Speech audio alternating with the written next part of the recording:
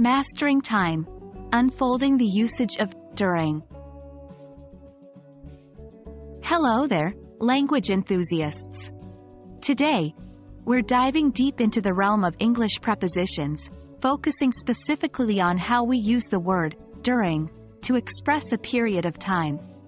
This little word can really help to bring your English to the next level, so let's get started. During is a preposition used to indicate a period or range of time within which something happens.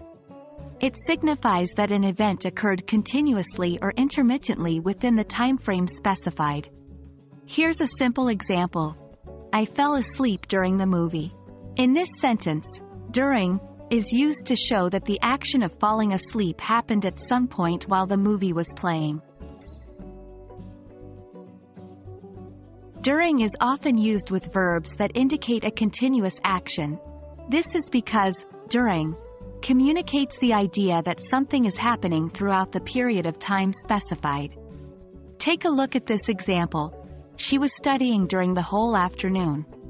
Here, during implies that the studying was happening continuously throughout the afternoon. It's also important to understand how during is different from other prepositions of time, such as for and while. During is used to refer to the entire duration of an event, not how long it lasted, which is typically indicated by for. Similarly, during and while are not interchangeable. While is followed by a subject and a verb, a clause, while during is followed by a noun or noun phrase. For example, I read a book during the flight, but I read a book while I was on the flight. And that's a wrap. Hopefully, you're now feeling much more comfortable with the usage of during in English. Remember, it's all about expressing an action or event that happens within a specified period. Keep practicing your use of during, and before you know it, you'll be using this preposition like a pro.